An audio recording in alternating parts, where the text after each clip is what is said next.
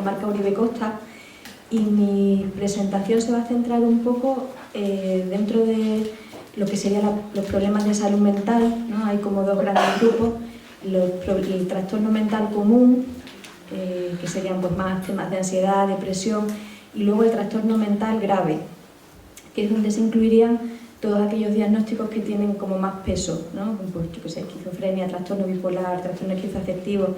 En definitiva, porque a mí no me gustan mucho los diagnósticos, cuando el sufrimiento de la persona y los síntomas, ¿no? O lo que nosotros llamamos síntomas, están provocando que la persona no pueda llevar a cabo pues, la funcionalidad que todos llevamos en un día a día, ¿no? En cuanto al tema de la accesibilidad, lo primero que me salía era el tema de la falta de cobertura sanitaria. Nosotros ya nos estamos encontrando en el día a día con situaciones en las que hace poco, por ejemplo, tuvimos un caso de un chico que había estado ingresado en Basurto, en la unidad de psiquiatría de agudo, y que al alta pues, había empezado el seguimiento en nuestro servicio y como él es mayor de edad, acaba de llegar a España, sería 1,5 puntos de eso, de los que decía María, acaba de llegar a España porque se había venido con sus padres, él no tenía, ya es mayor de edad, no tenía cobertura por parte de los padres y le querían cobrar el ingreso en Basurto y encima luego nosotros estábamos dándole citas de seguimiento que también se las iban a cobrar, ¿no? Entonces, bueno, pues en el servicio decidimos de momento seguir atendiéndoles sin darles las citas para que no se las cobraran, pero esa realidad ya está, ¿no? Ocurriendo en la atención. Luego otra cosa que ocurre muchas veces es que las personas que vienen aquí, sobre todo si acaban de llegar, pues no conocen cómo funciona el sistema sanitario, ¿no? Yo me acuerdo, yo estuve viviendo 6 meses en Brasil y, hombre, yo soy del ramo y lo primero que hice cuando llegué allí pues fue enterarme de cómo funcionaba y tardé un tiempo y a mí me interesaba. Entonces, generalmente estas personas que en primer lugar no suelen hacer una demanda propia, porque más bien cuando hay este tipo de problemas es el entorno el que, digamos, le anima o le obliga incluso a pedir ayuda, porque muchas veces la persona no tiene conciencia de que tiene un problema. Entonces, entre que uno no tiene conciencia de que tiene que pedir ayuda, encima no conoce el sistema sanitario, no sabe cómo funciona, eso muchas veces dificulta el poder acceder, ¿no? Por ejemplo, una cosa que ocurre en muchos países en desarrollo es que la atención primaria no es tan resolutiva y tan potente como es aquí, ¿no? En España tenemos un lujo, yo creo, de atención primaria. Son médicos con bastante capacidad que pueden resolver muchas situaciones y que además a su vez pueden derivar a especialistas.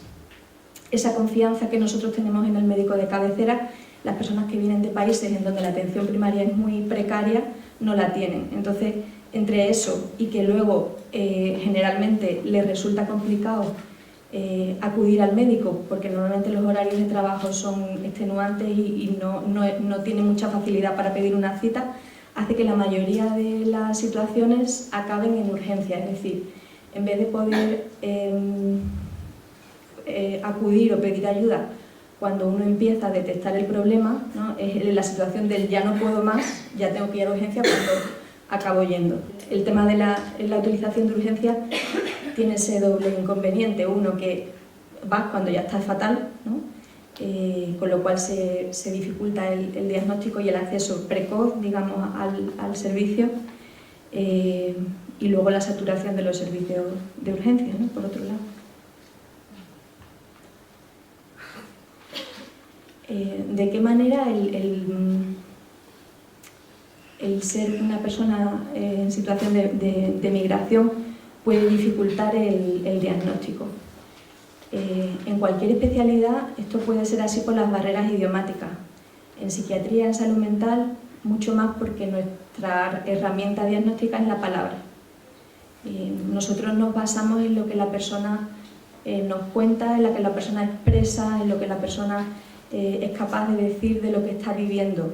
Yo no puedo hacerle una radiografía para ver qué le pasa, o no puedo hacerle un análisis de sangre para ver si tiene una infección. Necesito que la persona me exprese lo que le está pasando. Pues cuando tenemos una persona que no habla porque acaba de llegar, ¿no? al país, por ejemplo, o porque lleva viviendo tiempo pero no habla el idioma, para nosotros es muy complicado. Hay un servicio de Osakidetza de traducción, no está siempre, o a mí no me ha resultado siempre fácil el acceso, a veces sí. Es un teléfono que te pones con 2 auriculares y hay una tercera que traduce, ¿no? A veces esto lo hemos solucionado con un familiar, pero precisamente en nuestra especialidad no siempre el familiar te va a dar una información objetiva porque está viviendo también toda la situación, ¿no? Entonces a veces es necesario que la persona tenga un espacio para hablar ella sola y el familiar que no esté. Y luego lo que yo creo que es casi más importante, porque esto incluso aunque la persona lleve 10 años en España, esto va a ser así, ¿no? Y creo que tiene que ver, la barrera en ese caso es nuestra. Ahora os comentaré un poco alguna cosa, ¿no? De nuestro desconocimiento de la cultura de origen de la persona y a veces nuestra dificultad para pensar que hay otras culturas y otras maneras de vivir las cosas y otras maneras de entender las cosas, porque evidentemente nunca vamos a conocer todas las culturas, ¿no? Yo viene un maorí ahora y no tengo ni idea de... Pero sí que tengo que estar abierta a pensar que la forma de dar sentido a las cosas y la forma de experimentar de esas personas puede ser diferente a la mía, y no por eso ha de ser patológica, ¿no? Y luego hay otra cosa que también tiene que ver con la dificultad con que yo me he encontrado en muchas ocasiones en la valoración biopsicosocial de los casos. Bueno, nosotros nos movemos un poco dentro del marco de que la salud mental no es únicamente un tema físico, ¿no? Sino que hay muchos aspectos biopsicosociales que hay que contemplar. Y por ejemplo, yo recuerdo cuando empecé a trabajar en esto de la psiquiatría, que te enseñan a hacer una historia clínica y hacer el genograma, que es un poco pues el árbol familiar, y yo hacía mi genograma, y fulanita está casada con menganita y tal, hasta que de repente me llegó un senegalés. Yo no tenía folio para entender ese árbol genealógico, ¿no? Tenía no sé cuántos hermanos de padre, otros de madre, pero luego había... O sea, para mí esa familia me resulta muy difícil el yo entender cómo ha vivido esa persona, ¿no? Para mí, que no estoy acostumbrada a eso, me parece una locura. Para él, que todos sus compañeros y todos sus hermanos lo han vivido así, pues no, ¿no? Pero sí que hay por ejemplo, el otro día me contaba un chico marroquí que le pregunté, ¿cuánto tiempo llevas casado? Y me dice, pues 2 años. ¿Y cuándo conociste a tu pareja? Me dice, pues 1 mes y medio antes. Digo, 1 mes y medio. Y entonces se rió y me dice, es que allí no es como aquí, que os lleváis mucho tiempo de novio. Dice, ahí nos conocemos y si nos gustamos nos casamos, ¿no? Claro, para mí eso aquí, si lo hace un español, sería como sorprendente, ¿no? Pero sin embargo, en esa cultura eso es normal, ¿no? Y no tiene por qué ser patológico. En ese tipo de cosas, nosotros muchas veces podemos tener juicios porque al final tenemos, digamos, en nuestra mente cómo funcionamos nosotros, ¿no? Cómo funciona nuestra sociedad y nuestra cultura. Como que en resumen.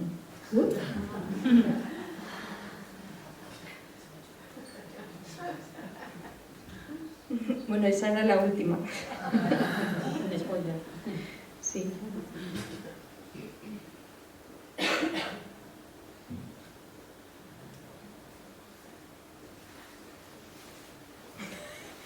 A ver.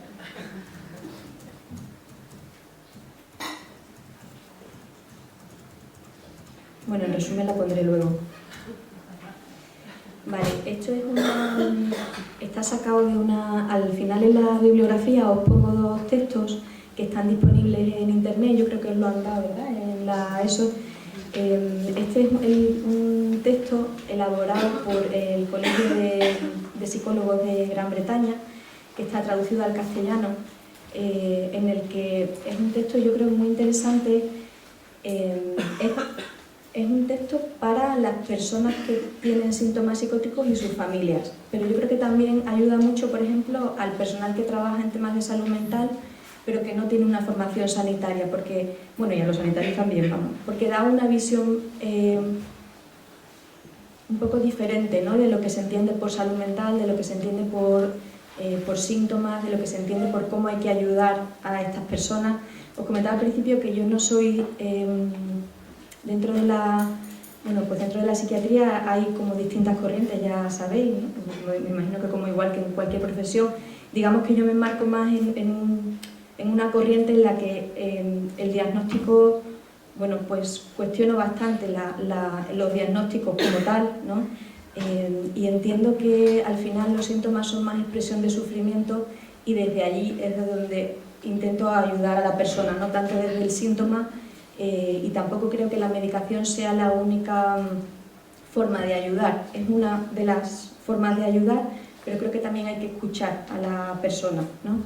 Entonces, en este texto, que como os digo, yo creo que es muy interesante para ver un poco por dónde va esta corriente de la salud mental, hay un relato de una persona diagnosticada de psicosis que dice: mis experiencias son psicosis, son alucinaciones, esto para un poco hablar de lo que habíamos hablado de la psiquiatrización, ¿no? Del poner en la diferencia, ponerle ya el título de enfermedad, ¿no? Lo que es diferente es enfermo. ¿Qué ofrece tu vida, tu aprendizaje y tu cultura para proporcionarte una respuesta? Dentro de nuestra cultura maorí, estas experiencias no son nada nuevo. Hay generaciones que nacen viendo, sintiendo, escuchando o conociendo. Estas cosas no son anormales para los maoríes.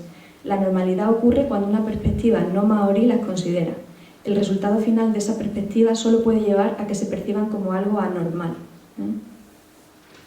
Esto hay que escucharlo cuando los pacientes te lo dicen. Hay que tener la capacidad de abrirte a eso. No necesariamente tienes que estar de acuerdo con ello. Tú puedes darle tu sentido a la experiencia que está teniendo la persona. Para ti puede tener un sentido diferente, pero es necesario que escuches el sentido que esa persona le está dando, ¿no? La forma en la que las personas explican sus experiencias, porque al final pues la psicosis no son experiencias, pueden ser distintas en las diferentes culturas. Las experiencias desagradables o molestas, como pueden ser las voces o las alucinaciones, a menudo se explican usando creencias habituales en culturas concretas. Pues yo qué sé, dependiendo un poco de donde uno venga, pues se le ha dado, históricamente siempre se le ha dado un sentido a lo que a cada uno le ha pasado, ¿no? Algunas veces las explicaciones que usan las personas de culturas minoritarias son percibidas como muy extrañas para la cultura mayoritaria, que en este caso sería la cultura que está recibiendo la persona. Y esto puede conllevar malas interpretaciones si no se entiende el contexto. Tenemos un chico en Leena que acaba de llegar, este que os comentaba, es este, ¿no? Que se ha quedado sin cobertura, creo que sí. Este chico estuvo aquí cuando tenía 13 años por primera vez. Hizo un episodio psicótico, o lo que nosotros llamaríamos un episodio psicótico, y volvió a Rumanía con sus abuelos. Y la manera, él estuvo allí en tratamiento con un psicólogo y con un psiquiatra que dice que no le ayudó para nada, que las pastillas lo que hacían era dejarle drogado, pero que no le ayudaban, y estuvo acudiendo a un cura, en el que, bueno, pues la explicación que le daba lo que le estaba pasando es que él estaba poseído porque bueno, desde unos sentimientos de culpa que él tenía y todo eso, y este cura le ayudó mucho, fue el que le hizo realmente que él volviera a encontrarse bien.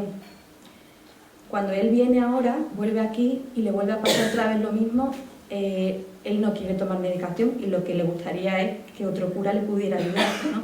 Yo no soy cura, pero sí puedo escucharle. Quiero decir, si yo niego la explicación que él le da y le digo que lo que le pasa es una psicosis y que lo que necesita son pastillas, realmente la vivencia que él ha tenido es que lo que le ha ayudado ha sido poder hablar con un cura. Yo no lo voy a poder poner en una sotana, pero sí puedo escucharle, ¿no? Y sí pueden, bueno, admitir que su visión de lo que a él le pasa es diferente a la mía y no intentar imponerle la mía. Claro que voy a proponerle medicación para que esté menos angustiado, pero no tengo por qué imponerle mi visión de lo que a él le pasa. Porque aparte, si yo impongo eso y le impongo la medicación, lo que voy a romper es el vínculo, porque esa persona no se va a sentir escuchada ni se va a sentir ayudada, ¿no? Nuestro desconocimiento de la cultura de origen de la persona y a veces nuestra dificultad para pensar que hay otras culturas y otras maneras de vivir las cosas y otras maneras de entender las cosas, porque evidentemente nunca vamos a conocer todas las culturas, ¿no? Yo vengo un maorí ahora y no tengo ni idea de... Pero sí que tengo que estar abierta a pensar que la forma de dar sentido a las cosas y la forma de experimentar de esas personas puede ser diferente a la mía, y no por eso ha de ser patológica, ¿no? Y luego hay otra cosa que también tiene que ver con la dificultad con que yo me he encontrado en muchas ocasiones en la valoración psicosocial, biopsicosocial de los casos. Bueno, nosotros nos movemos un poco dentro del marco de que la salud mental no es únicamente un tema físico, ¿no? Sino que hay muchos aspectos biopsicosociales que hay que contemplar. Y por ejemplo, yo recuerdo cuando empecé a trabajar en esto de la psiquiatría, que te enseñan a hacer una historia clínica y hacer el genograma, que es un poco pues el árbol familiar, y yo hacía mi genograma, y fulanito está casada con menganito y tal, hasta que de repente me llegó un senegalés. Yo no tenía folio para entender ese árbol genealógico, ¿no? Tenía no sé cuántos hermanos de padre, otros de madre, pero luego había... O sea, para mí esa familia me resulta muy difícil el yo entender cómo ha vivido esa persona, ¿no? Para mí, que no estoy acostumbrada a eso, me parece una locura. O, por ejemplo, el otro día me contaba un chico marroquí que le pregunté, ¿cuánto tiempo llevas casado? Y me dice, pues 2 años. ¿Y cuándo conociste a tu pareja? Me dice, pues 1 mes y medio antes. Digo, 1 mes y medio. Y entonces se rió y me dice, es que allí no es como aquí, que os lleváis mucho tiempo de novio. Dice, ahí nos conocemos y si nos gustamos nos casamos, ¿no? Claro, para mí eso aquí, si lo hace un español, sería como sorprendente, ¿no? Pero sin embargo, en esa cultura eso es normal, ¿no? Y no tiene por qué ser patológico. En ese tipo de cosas, nosotros muchas veces podemos tener juicios porque al final tenemos, digamos, en nuestra mente cómo funcionamos nosotros, ¿no? Cómo funciona nuestra sociedad y nuestra cultura. Dentro de la psiquiatría hay como distintas corrientes, ya sabéis, ¿no? Me imagino que como igual que en cualquier profesión, digamos que yo me enmarco más en una corriente en la que el diagnóstico, bueno, pues cuestiono bastante los diagnósticos como tal, ¿no? Y entiendo que al final los síntomas son más expresión de sufrimiento y desde allí es de donde intento ayudar a la persona, no tanto desde el síntoma, y tampoco creo que la medicación sea la única forma de ayudar. Es una de las formas de ayudar, pero creo que también hay que escuchar a la persona, ¿no? Para ver un poco por dónde va esta corriente de la salud mental. Un relato de una persona diagnosticada de psicosis que dice, mis experiencias son psicosis, son alucinaciones, esto para un poco hablar de lo que habíamos hablado de la psiquiatrización, ¿no? Del poner en la diferencia, ponerle ya el título de enfermedad, ¿no? Lo que es diferente es enfermo. ¿Qué ofrece tu vida, tu aprendizaje y tu cultura para proporcionarte una respuesta? Dentro de nuestra cultura maorí, estas experiencias no son nada nuevo. Hay generaciones que nacen viendo, sintiendo, escuchando o conociendo. Estas cosas no son anormales para los maoríes. La normalidad ocurre cuando una perspectiva no maorí las considera. El resultado final de esa perspectiva solo puede llevar a que se perciban como algo anormal. Esto hay que escucharlo cuando los pacientes te lo dicen. Hay que tener la capacidad de abrirte a eso. No necesariamente tienes que estar de acuerdo con ello. Tú puedes darle tu sentido a la experiencia que está teniendo la persona. Para ti puede tener un sentido diferente, pero es necesario que escuches el sentido que esa persona le está dando, ¿no? La forma en la que las personas explican sus experiencias, porque al final pues la psicosis no son experiencias, pueden ser distintas en las diferentes culturas. Las experiencias desagradables o molestas, como pueden ser las voces o las alucinaciones, a menudo se explican usando creencias habituales en culturas concretas. Pues yo qué sé, dependiendo un poco de donde uno venga, pues se le ha dado, históricamente siempre se le ha dado un sentido a lo que a cada uno le ha pasado, ¿no? Algunas veces las explicaciones que usan las personas de culturas minoritarias son percibidas como muy extrañas para la cultura mayoritaria, que en este caso sería la cultura que está recibiendo la persona. Y esto puede conllevar malas interpretaciones si no se entiende el contexto. Tenemos un chico en Leena. Este chico estuvo aquí cuando tenía 13 años por primera vez, hizo un episodio psicótico, o lo que nosotros llamaríamos un episodio psicótico, y volvió a Rumanía con sus abuelos. Y la manera, él estuvo allí en tratamiento con un psicólogo y con un psiquiatra que dice que no le ayudó para nada, que las pastillas lo que hacían era dejarle drogado, pero que no le ayudaban, y estuvo acudiendo a un cura, en el que, bueno, pues la explicación que le daba lo que le estaba pasando es que él estaba poseído porque, bueno, desde unos sentimientos de culpa que él tenía y todo eso, y este cura le ayudó mucho, fue el que le hizo realmente que él volviera a encontrarse bien. Cuando él viene ahora, vuelve aquí y le vuelve a pasar otra vez lo mismo, él no quiere tomar medicación y lo que le gustaría es que otro cura le pudiera ayudar, ¿no? Yo no soy cura, pero sí puedo escucharle. Quiero decir, si yo niego la explicación que él le da y le digo que lo que le pasa es una psicosis y que lo que necesita son pastillas, realmente la vivencia que él ha tenido es que lo que le ha ayudado ha sido poder hablar con un cura. Yo no voy a poder poner una sotana, pero sí puedo escucharle, ¿no? Y sí pueden, bueno, admitir que su visión de lo que a él le pasa es diferente a la mía y no intentar imponerle la mía. Claro que voy a proponerle medicación para que esté menos angustiado, pero no tengo por qué imponerle mi visión de lo que a él le pasa. Porque aparte, si yo impongo eso y le impongo la medicación, lo que voy a romper es el vínculo, porque esa persona no se va a sentir escuchada ni se va a sentir ayudada, ¿no? Bueno, al intentar ayudar a alguien tenemos que tener en cuenta no solo su sufrimiento, sino también las circunstancias en las que se encuentra, su respuesta a esas circunstancias, su educación y su bagaje cultural. Una cosa que ocurre con estos chavales que vienen hijos de personas migradas, que vienen cuando son adolescentes o jóvenes, adultos jóvenes, es que no solamente ellos no han tomado la decisión de venir, sino que la situación en la que se encuentran cuando llegan aquí es de una soledad muy grande. Ellos han dejado probablemente, o sus mamás, sus papás los han dejado cuando eran bastante pequeñitos, a veces no, pero muchas veces sí, y cuando vienen aquí realmente no se reencuentran con una mamá y con un papá, sino con alguien desconocido, alguien con el que no tienen una relación de confianza. Ya, vale. Entonces, hay una situación de mucha soledad, ¿no?, en estos chicos.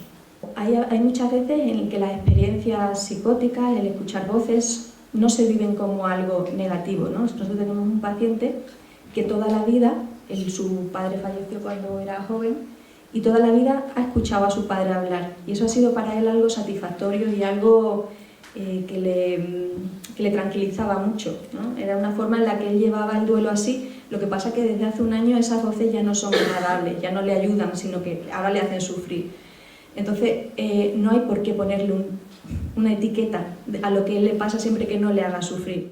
En los modos en los que se entienden estas experiencias en las diferentes culturas, ¿no?, también se pueden ver como un don, y aunque las experiencias psicóticas para algunas personas pueden resultar en algunos momentos dolorosas e incapacitantes, para otras son valoradas como útiles y mejoran su vida. ¿Realmente qué estamos tratando? ¿El sufrimiento o las voces? Porque muchas veces yo creo que los psiquiatras nos empeñamos en que hay que quitar las voces. Bueno, quiero decir, si en ese momento no le hacen sufrir y si incluso puede que le ayuden, a mí lo que me importa es que la persona no sufra, ¿no? Porque que pueda llevar una vida lo más adaptada posible. Pero no tengo por qué quitar el síntoma, si el síntoma en ese momento no provoca sufrimiento, o yo lo veo así. Y luego está el tema de las etiquetas, ¿no? Yo creo que los diagnósticos en salud mental tenemos que tener mucho cuidado cuando damos un diagnóstico y cuando le ponemos a alguien una etiqueta, porque por desgracia en nuestra sociedad tienen un peso considerable, ¿no? Y muchas veces no nos damos cuenta de lo que significa para las personas y para las familias cuando le decimos, no, su hijo tiene esquizofrenia o tu marido tiene trastorno bipolar. Este es otro testimonio que dice, mi psiquiatra me dio varias etiquetas de salud mental. Me dijo que tenía eso que los profesionales llamaban esquizofrenia. Sin embargo, mi madre, que se había formado recientemente como consejera y entendía bien sus consecuencias, se mostró preocupada ante la posibilidad de que este se convirtiera en mi diagnóstico y sobre el efecto que podría tener en mis perspectivas vitales a largo plazo. Pidió a los profesionales que lo reconsideraran y luego me dijeron que tenía un trastorno bipolar. Y más adelante supe que a veces se considera que es un diagnóstico socialmente algo menos dañino, aunque no siempre mucho menos. Me pregunto si los profesionales lo habrían reconsiderado como lo hicieron si mi madre hubiera tenido menos medios para influir en la situación o si no pudiera hablar fluidamente inglés. Lo dudo, ¿no? Que la población de origen africano y afrocaribeño que vive en el Reino Unido es mucho más propensa que los que los británicos blancos a tener un diagnóstico de esquizofrenia, incluso a pesar de que la tasa en el país de origen es muy parecida, ¿no? Generalmente las personas en situación de migración experimentan desventaja social, miseria, tienen más posibilidades de experimentar sufrimiento y además parece que tienen más tendencia a recibir ese tipo de diagnóstico. Las personas que han sufrido un trauma en el pasado a veces pueden sentirse abrumadas o mentalmente bloqueadas cuando sucede algo que les hace sentir miedo. Pueden desarrollar un estilo cauteloso y vigilante, incluso paranoide, al relacionarse con el mundo. De hecho, esto puede ser en parte la razón por la que los delirios son más frecuentes entre las personas en situación de pobreza, los inmigrantes o los grupos marginados, ¿no?